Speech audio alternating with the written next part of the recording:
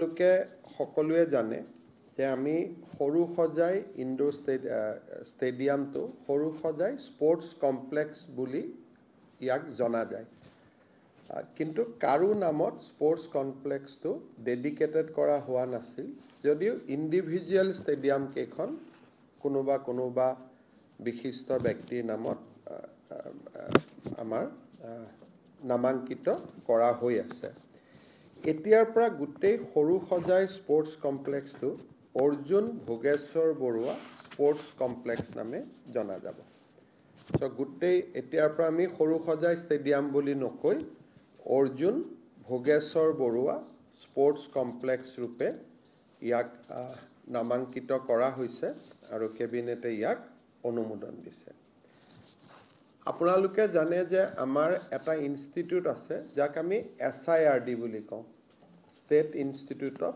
Rural development বুলি কওঁ আজি কেবিনেটে সিদ্ধান্ত লৈছে যে যেটো SIRD বুলি আমাৰ প্ৰতিষ্ঠান আছে তাক Golap Borbora state institute of panchayat and rural development নামে জনা যাব অৰ্থাৎ সমুকৈ যাক আমি SIRD বুলি কওঁ আৰু গুটেই অসমতে ইয়াৰ বিভিন্ন অনুষ্ঠান আছে বিভিন্ন ট্ৰেনিং সেন্টাৰ আছে গুটেই অসমতে ইয়াক Golap Borbora state institute of panchayat and rural development আমি গোলাপ বৰবৰা জন্ম শতবাৰ্ষিকীৰ সৈতে সংগতি ৰাখি এই নামাকৰণটো কৰিবলৈ সিদ্ধান্ত লৈছো ইয়াৰ পিছত আমাৰ যেটো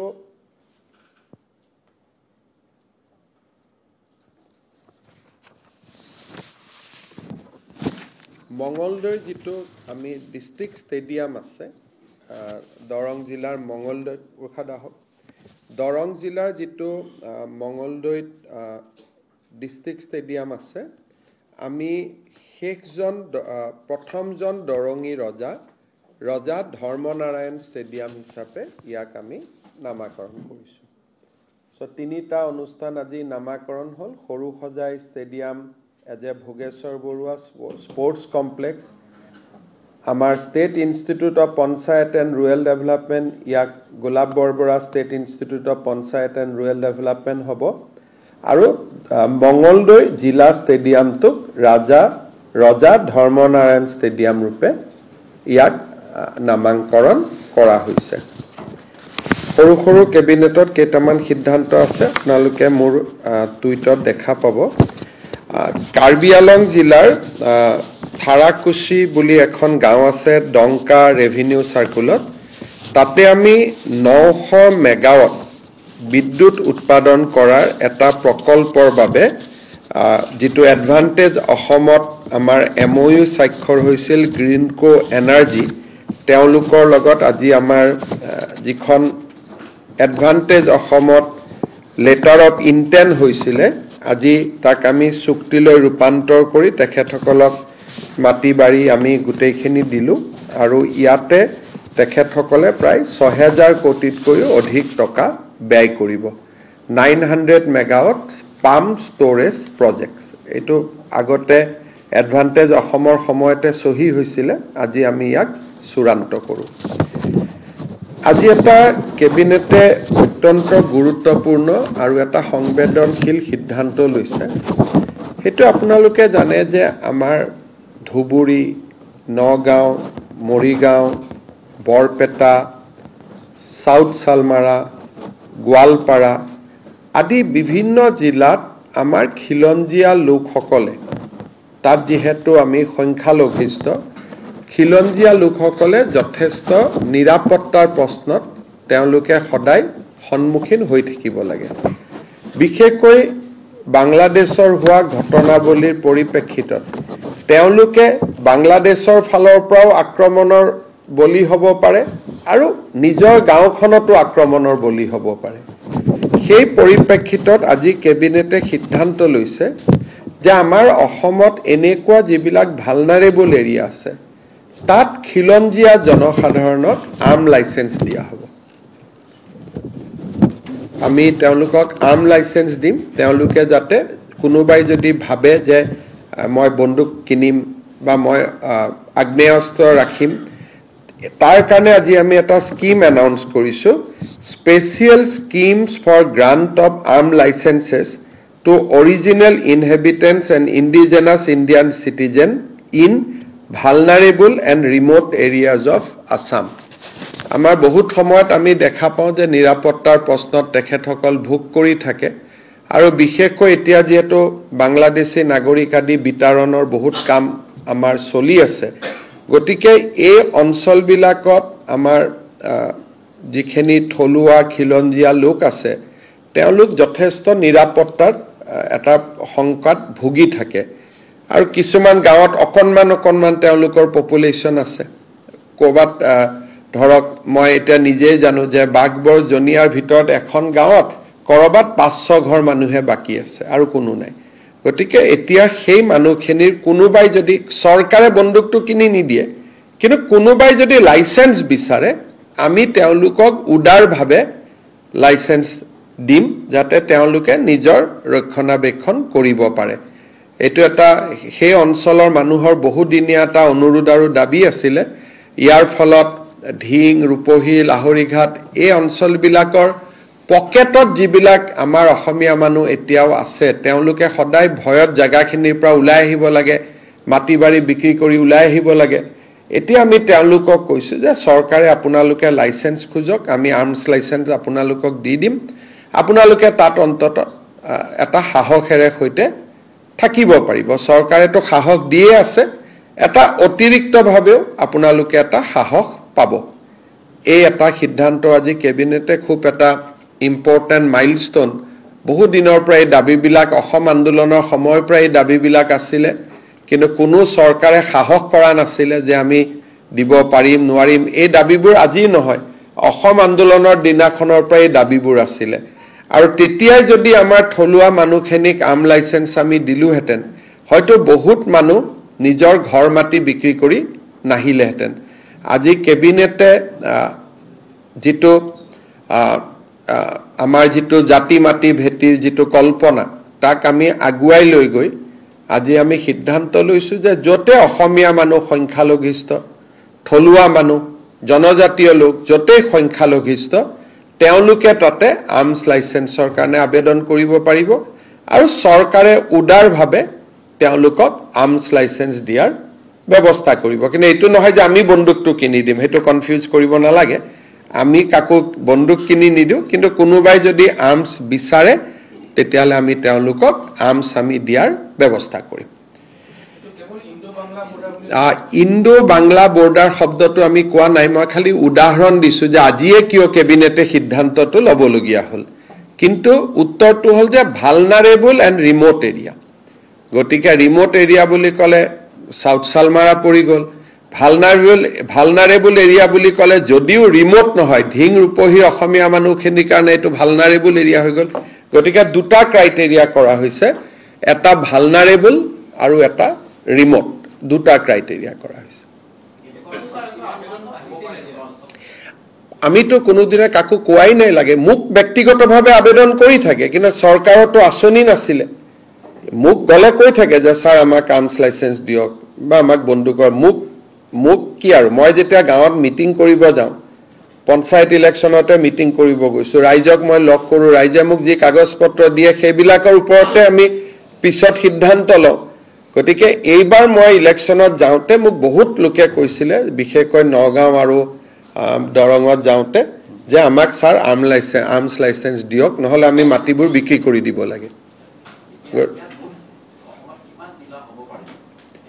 সব জিলাতে দি দিম ভালনাৰেবল বুলি কলেতো চৰকাৰৰ ওপৰত পৰে গতিকে গুৱাহাটীতো ভালনাৰেবল এৰিয়া থাকিব পাৰে আপুনি যদি ভাবে যে গুৱাহাটীত আমি কোনোবা এখন জাগাত আমাৰ হাতীগাঁৱত দিব লাগে হেতু ভালনাৰেবল এৰিয়া হৈ গল গতিকে এটা চৰকাৰৰ ওপৰত কথা ভালনাৰেবল এণ্ড ৰিমোট খালি আপোনালোকে ভালনাৰেবল আৰু ৰিমোট বুলি কলে কি বুজে বুজাবৰ কাৰণে মই উদাহৰণ দিছো কিন্তু এটা আপ টু দা গভৰ্ণমেণ্টে যতেই ভাবে ভালনাৰেবল আৰু ৰিমোট বুলি তাতেই দিব পাৰিব গতিকে এইটোৰ ফলত আমাৰ মানুহখিনিৰ নিৰাপত্তাৰ এটা সমস্যা এটা সমাধান সেইটো আৰু ৰেহাই দিব নিয়ম নাই আৰ্মছখিনি তেওঁলোকে কিনিব লাইসেন্সখন আমি সহজে দি দিম ক্ৰিমিনেল হ'ব নালাগিব, পাছ ৰেকৰ্ড বেয়া হ'ব নালাগিব, আৰ্মছ লাইচেন্স দিয়াৰ ক্ষেত্ৰত ডিচি সকলে কিছুমান নিয়ম চাই যে আগত মোৰ কোনো ক্ৰিমিনেল কেছ থাকিব নালাগিব, পাছ হিষ্ট্ৰী মোৰ বেয়া হ'ব নালাগিব, তেনেকুৱা যিখিনি এটা পুলিচ ভেৰিফিকেশ্যন। কিন্তু মই যদি নিজেই মোৰ ক্ৰিমিনেল কেছ আছে, মোৰ নিজৰে মাৰ্ডাৰ কেছ আছে, তেতিয়া মই কিয় আৰ্মছ দিম? গতিকে এইখিনি যিখিনি এটা দিব, আৰু এইটো বহুত দিনৰ পৰা ডিমাণ্ড চলি আছিল যে ইণ্ডো বাংলা বৰ্ডাৰত, এইটো অসম আন্দোলনৰ ডিমাণ্ড, অসম আন্দোলনৰ দিনৰ পৰা এইটো ডিমাণ্ড চলি আছিলে। 85ত বা পৰৱৰ্তী সময়তে যদি আমি দি দিলোহেঁতেন, বহুত মাটি আমি তেতিয়াই বচাব পাৰিলোহেঁতেন। এতিয়া বহুত মানুহে পাৰ হৈ গুচি আহিলে আৰু গুৱাহাটীত আহি চবেই ছেফ জাগাত লেণ্ডিং কৰি গ'ল আৰু। গতিকে নহ'লে আমি বহুত মাটি তেতিয়াই বচাব পাৰিলোহেঁতেন। Today, Government of Assam has taken a very important decision in our cabinet. We have Assam is a very difficult and very sensitive state. Today, we have decided that we will give arm license to the eligible persons who are residing in remote area, vulnerable area, and border area. And we will encourage our original inhabitants and indigenous Indian citizens to apply and take arms license as per the eligibility provided in the Indian Arms Act. Also, sir, how would you define the parameters of deciding which areas the government will notify? People of Assam knows which area is vulnerable, which area is remote. So all our deputy commissioner knows that. So vulnerable means wherever there are people who feels safe. They feel threatened to their life and property. So this definition in Assam everybody knows. So it is not a very complicated item. From today, we will notify it after once we take a cabinet memorandum, it will take maximum 24 hours to sign. After that, it is notified. Habo? Mr. Today, Congress MP Gaurav Gogoi has admitted to his visit to Pakistan and has also challenged the government that why the government is not taking any action if his visit and his children and wife not being Indian citizens. So, ji manhor laj nathake, hi ebilak moi agote ji manhor laj nathake, jete ekkebare manu ejon nilojjo hoi jay, kono limit nathake, tetia koy je mur lorao bideshi, mur ghoiniu bideshi, swaliu bideshi ki koro kor. সেইটো একদম যেতিয়া এটা মানুহ নিলজ্জতাৰ শেষ পৰ্যায়ত যায় যে ইয়াতকৈ আৰু নিলাজ নাই, তেতিয়া মানুহ এটাই কয়, আজি যদি কোনোবা এটা মানুহে কয় যে মই অসমীয়া বিৰোধী হয়, মোক কি কৰিবি কৰ, তেতিয়াতো আৰু কোনো একো কৰিব নোৱাৰে। সো এইটো যিটো তেওঁ কৈছে, এটা কথা মই ডেফিনেটলি কৈছো যে what ever he has reveal, that is only 10% of it. So what I am going to reveal on 10th September, Rahul Gandhi will regret for his life that why I have appointed this guy as a deputy leader in the parliament and the president of Assam Congress Committee. So now I know that Rahul Gandhi himself is encouraging Pakistani element in Congress party. Otherwise, if in a family 3 persons is not a citizen of India, only 1 person is citizen of India, then who is nationalist party is going to encourage that guy? যিজন মানুহে নিজৰ লৰা ছোৱালীক ভাৰতীয় হোৱাৰ যোগ্যতা বুলি নাভাবে, তেওঁ আমাৰ লৰা ছোৱালীক কি চকুৰে চাব? তেওঁ কোন লৰা ছোৱালীৰ লগত কথা পাতিব? মইতো অসমৰ বাতৰি কাকত কেইখনক দেখি মোৰ হাঁহি উঠি আছে যে মানে তিনিজনে ভাৰতীয় নহয় বুলি কথাটো মানে নায়ক সজাইহে প্ৰজেক্ট কৰিব খোজে। ইয়াতকৈ লাজৰ কথা কিবা আছে নেকি যে সৰু ল'ৰাটোক মই ব্ৰিটিছ বনাই দিছো? ডাঙৰ হলে কোনোবাই কিবা কৰক, মোৰ ল'ৰাটোক মই ব্ৰিটিছ বনাই দিছো, মোৰ ছোৱালীজনীক মই ব্ৰিটিছ বনাই দিছো, মোৰ ঘৈণীয়েকে ভাৰতীয় নাগৰিক লোৱা নাই আৰু মই কৈছো কি কৰে কৰক মোক এৰেষ্ট কৰক ইয়াতকৈ এটো মইতো নিলজ্জ ইয়াতকৈ আৰু নিলজ্জ মানুহ মই ৰাজনীতিত কাকো দেখাই নাই আজিলৈকে this is the height of everything আজি যিখিনি কৈছো 10% মই আজি আপোনালোকক ডাইৰেক্টলি কৈছো যে his wife and he is very deeply involved in anti-India activity. And I am going to prove it. তেওঁ যেটো পাকিস্তানত গৈছে মই আজি আকৌ এবাৰ কৈছো মোৰ কথা প্ৰত্যেকটোৱে সঁচা আছে ঘৈণীয়েকৰ লগত এটো কোনো সম্পৰ্ক নাছিল that was his own independent visit এবাৰ গৈছে দুবাৰ গৈছে তো পাসপোৰ্ট আমি যিমান পাম হিমানেই মইতো কৈছো তেওঁ নেপালতো এবাৰ গৈছিল তেওঁ নেপালৰ পৰা ক'ত গৈছে এটো কোনে জানে গতিকে কিন্তু তেওঁ যেটো আজি কৈছে যে মোৰ পৰিবাৰ তাত থকাৰ কাৰণে গৈছিল দ্যাট ইজ ফলস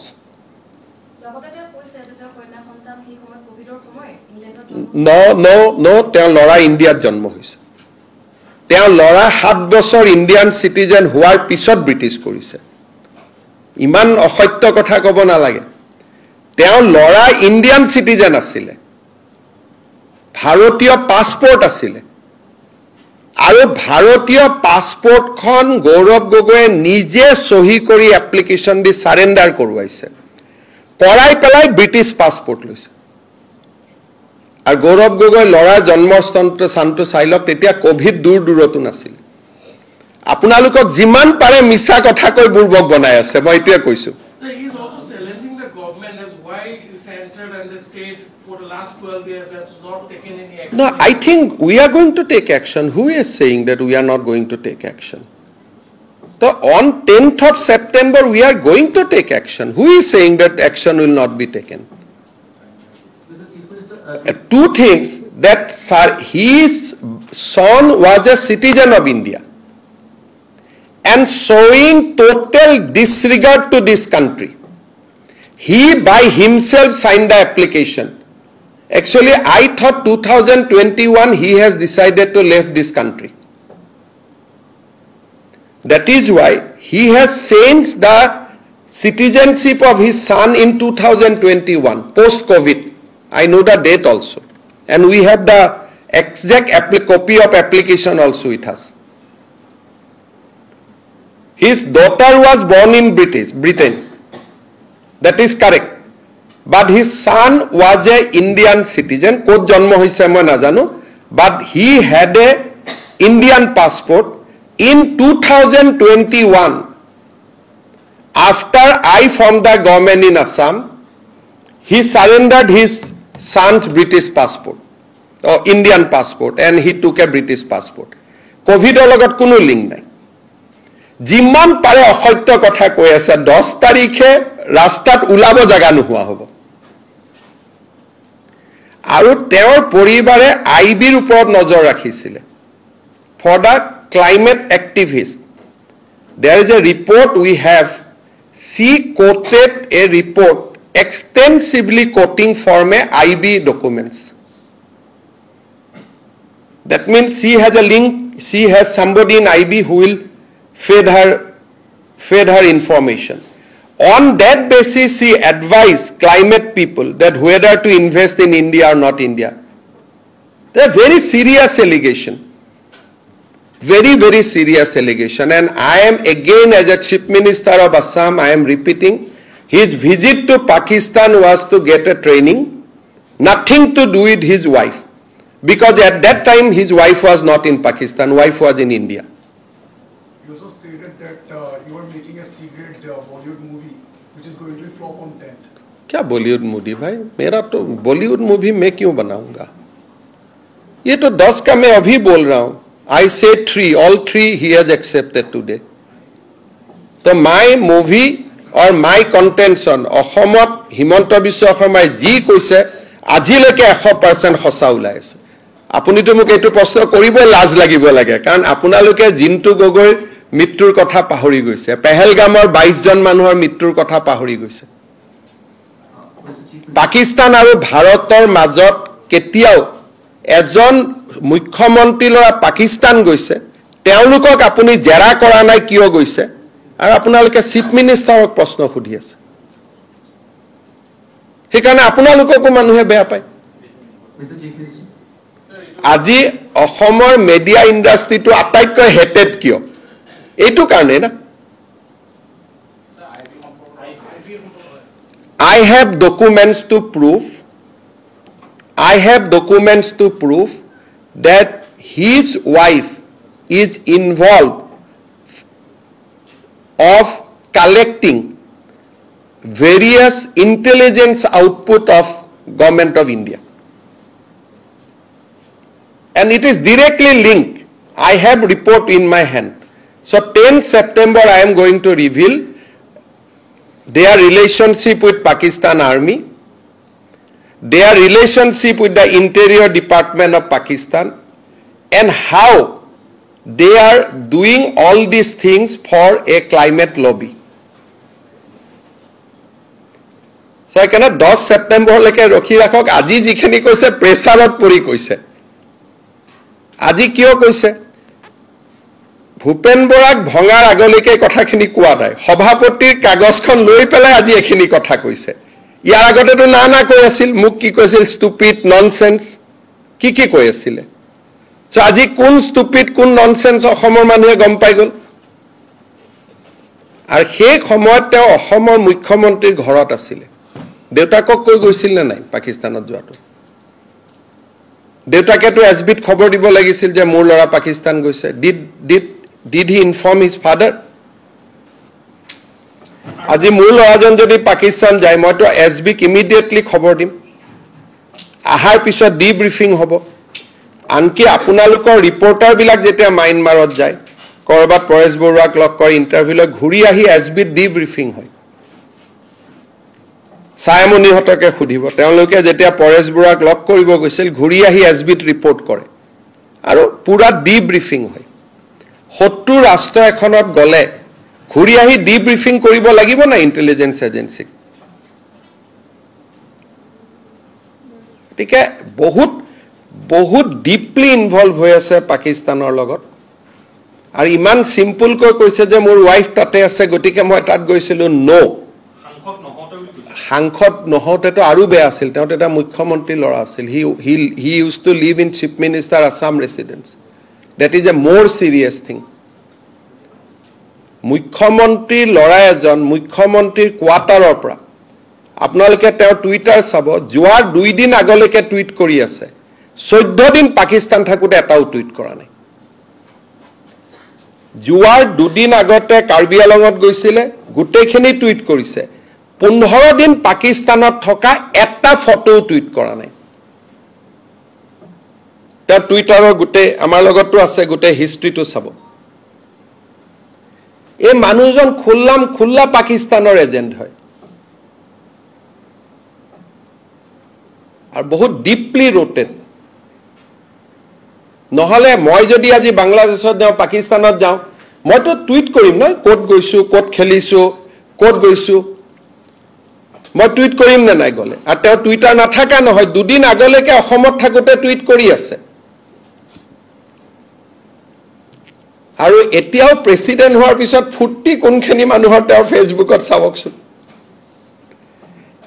একসাম মানুহে ফুটি কৰি আছে আৰু এতিয়াও যে পাব্লিক গুটাই আছে লাহৰি ঘাট গৰৈমাৰী ইয়াৰ পৰা মানুহ গুটাই আছে কোনো অসমীয়া মানুহে জিন্তু গগৈ মৃত্যুক পাহৰি না যায় কোনো অসমীয়া মানুহে পেহেলগামৰ ঘটনাক পাহৰি না যায় কোনো অসমীয়া মানুহে পাকিস্তানৰ ভ্ৰমণটোক জাস্টিফাই কৰা কোনো অসমীয়া মানুহে মানি নলয় বাকি সব মানি লব টকা খাইছ কবাত গণ্ডগোল কৰিছ কিবা হেৰি কৰিছ কোনো কথা পাকিস্তানৰ লগত মানি নলয় কিমান আমাৰ মানুহক আজিও অপাৰেশন সিন্দুৰ চলি আছে অপাৰেশন সিন্দুৰ চলি থাকোতে তেওঁ নিজৰ পাকিস্তান ভ্ৰমণক জাস্টিফাই কৰিছে যেতিয়া আমাৰ সেনা বাহিনীৰ লোকে এয়াৰ ফোৰ্সৰ লোকে এতিয়াও সীমান্তত গুলি খাবৰ কাৰণে প্ৰস্তুত হৈ আছে ইজন মানুহ কংগ্ৰেছৰ প্ৰেসিডেন্ট হ'ব পাৰে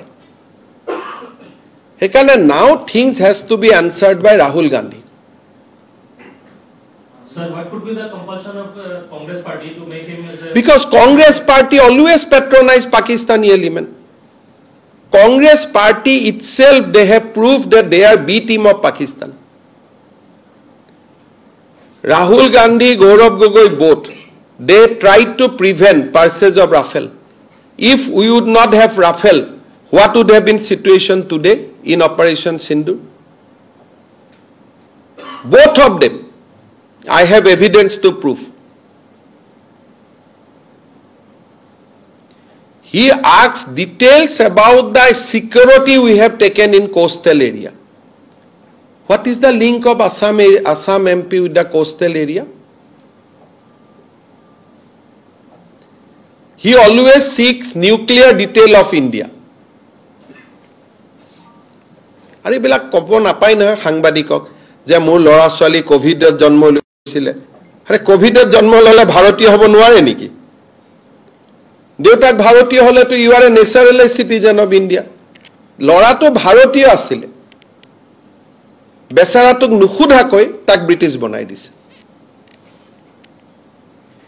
এলা আজিও আপোনালোকক আধা মিছা কথা কৈ দিছে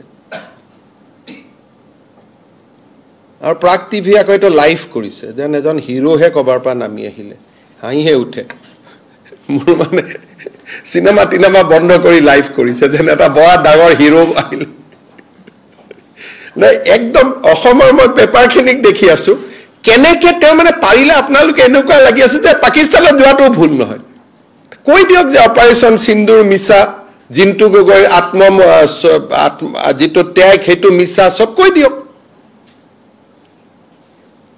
আৰু যিমান পাৰে আপোনালোকক বুৰ্বক বনায় কোভিডত জন্ম হলে ভাৰতীয় হ'ব নোৱাৰে নেকি এটা ফ্যামিলিৰ 4 জন মানুহৰ যদি 3 জনে ভাৰতীয় নহয় তেওঁ ভাৰতৰ উন্নয়নৰ কথা কেনেকে মোক চিন্তা কৰিব বুজাই দিয়কচোন আৰে কমসে কম ঠিক আছে পৰিবাৰটো লোৱা নাই মানি ললো লৰা ছোৱালী দুটাকটো বসা কিন্তু এইখিনি মই আধা কৈছো ইয়াতকৈ ডেঞ্জাৰ কথা 10 তাৰিখে কম না ৰিপুন বৰাই গম পাই যে তেওঁ পাকিস্তানৰ পৰা দৰমহা লৈছিলে গতিকে কালি পুলিচে ৰিপুন বৰাক মাতিছে ৰিপুন বৰাৰ হাতত কি প্ৰমাণ আছে কাৰণ মইতো জানাত পাকিস্তান চৰকাৰে তেওঁক দৰমহা দিয়া নাছিলে আইএসআই এটা এজেন্সিৰ পৰা দৰমহা লৈছিলে থ্ৰো এনজিও কিন্তু ৰিপুন বৰাৰ হাতত মুতকৈ বেছি খবৰ আছে গতিকে কালি ৰিপুন বৰাক সুধিব খুজিছো কি খবৰ আছে কাৰণ মইতো অসত্য ক'ব নোৱাৰো মই মুখ্যমন্ত্ৰী আসনত বহি আছো গতিকে মই বাৰে বাৰে কৈ আছো যে পাকিস্তান চৰকাৰৰ লগত সম্পৰ্কিত এটা এনজিওৰ পৰা দৰমহা লৈছিলে কিনা ৰিপুন বৰাই কৈছে নহয় না পাকিস্তান চৰকাৰৰ পৰা লৈছে কি ভুল কৰিছিলে আই যদি পাকিস্তান চৰকাৰৰ পৰা দৰমহা লোৱাটো ভুল নহয় তেতিয়া গৈ পেলাই পাকিস্তান আৰ্মিৰ কোলাত বহি থাকক গৈ তে জুতি মালহুটা কিয় এৰেষ্ট কৰিব লাগিলে যদি 70 ৰাষ্ট্ৰ এখনৰ দৰমহা লোৱাটো ভুল নহয় তা ভুল মানে কি তাহলে খুল্লা কৈ দিয়ক ভাই মই পাকিস্তানী হয় অসমৰ মোৰ হাতত যিমান তথ্য আছে অসমৰ ইতিহাসে এই ব্যক্তিজনক কেতিয়াও ক্ষমা নকৰে মই ইমানে আপোনালোকক কৈ থৈ দিছো Mr. Chief Minister, today Gaurav Gogoi's admission to going to Pakistan came today after he's been made PCC chief. Do you think somewhere that now he's... I think you see the entire point was to dethrone Bhupen Bora. He could have admitted that prior to his appointment also. So he is very smart. He knows that he has to admit. So he admitted after taking the appointment letter as a Congress president. He could have admitted this during Panchayat election also. He neglected Assam journalists like anything. Every time they have asked, he said CM is nonsense, CM is falana. Today he admitted because he knows that 10th September is coming. But today also he has made a very wrong statement. His Pakistan visit was nothing to do with his wife. That was an independent visit with the approval of Interior Department of Pakistan.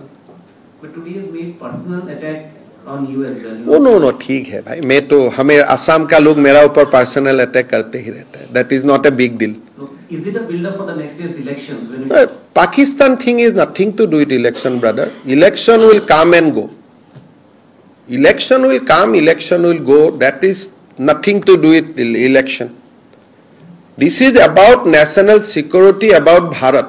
This is nothing to do with election. Anyway, if he is not, somebody will have to fight election. We fought election against his father. So you cannot say that election there will be no enemy. You will have opponent. If not he, somebody else. If not somebody else, other. So we have fought with every kind of people, right from Akhil Gogoi to everybody. So fighting is not a question. But this is about nation. This is about Bharat. This is about India.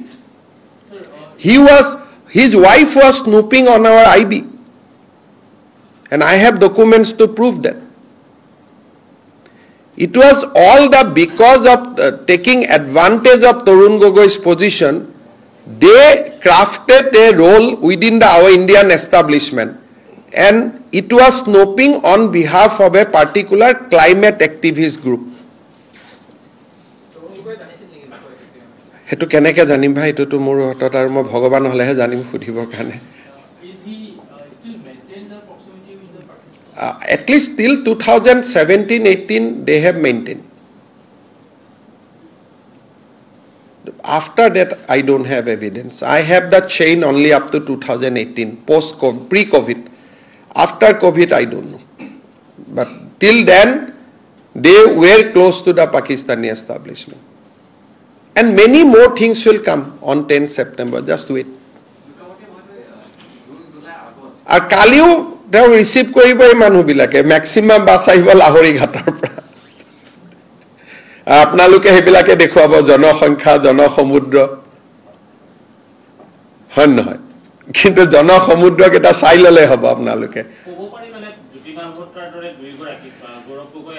De R deeply involve মই আগতে কৈছিলো পাকিস্তান গৈছে তেওঁ স্বীকাৰ কৰি ললে আজি মই নেক্সট টাইমত কৈছো যে তেওঁলোকৰ গুটে সম্পৰ্কতে পাকিস্তানী ৰাষ্ট্ৰযন্ত্ৰৰ লগত আজি মই নেক্সট এলিগেশনটো দিছো ইমান দিনে মই অলপ সৰু কৰি কৈ আছিলো যে এটা কৈ ট্ৰেপত পৰি গৈ থাকক আজি তো মই তিনটা কথা কৈছিলো তিনটাই প্ৰুভ হৈ গল ৰিপুন বৰাই কলে যে পৰিবাৰে পাকিস্তানৰ পৰা দৰমহা লৈছিলে তেওঁ নিজে কলে মোৰ লৰা ছোৱালী ভাৰতীয় নহয় মোৰ পত্নী ভাৰতীয় নহয় লাষ্টত গল যে মই পাকিস্তানত যোৱাটো হয় পাকিস্তানত যোৱা ফটোবোৰ টুইট কিয় নকৰিলে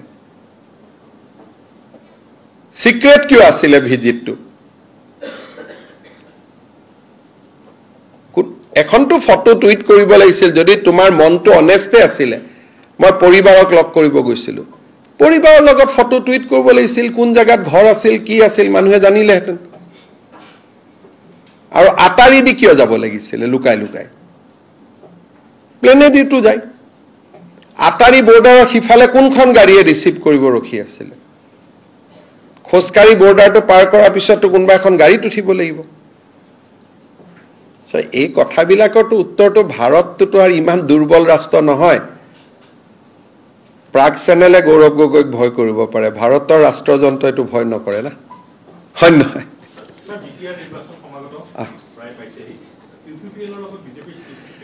সব প্ৰমোদ বৰুৱে যোৱা 5 বছৰ খুব পাৰদৰ্শিতাৰে সৈতে বিটিসি নিৰ্বাচন বিটিসিখন পৰিচালনা কৰিছে আৰু আজি দিনটোতো বিটিসিৰ উৰ্খাগৌৰা ব্ৰহ্ম ইউপিপিএলৰ আমাৰ মন্ত্ৰী সভাৰ সদস্য আৰু আমিও প্ৰমোদ বৰুৰ মন্ত্ৰী সভাত বিজেপি দল সদস্য হিচাপে আছে আমি বিজেপি দলৰ আগৰ পৰা এটা সিদ্ধান্ত আছে যে বিটিসিৰ ইলেকশন আমি অকলে খেলিম কিন্তু আমি বড়ো জাতি সত্তাৰ যেটো আত্মনিয়ন্ত্ৰণৰ অধিকাৰ তাক আমি সন্মান কৰো সেই কাৰণে আমাৰ যিমান শক্তি হিমান শক্তি মতে আমি প্ৰতিদ্বন্দিতা কৰিম আৰু প্ৰমোদ বড়োৰ প্ৰতি আমাৰ শুভকামনা থাকিব আৰু যি কেইটা সিটত আমি কন্টেস্ট নকৰো সেই কেইটা সিটত ডেফিনেটলি আমাৰ প্ৰমোদ বড়ো জিকিয়া হওক তাক আমি কামনা কৰিম কিন্তু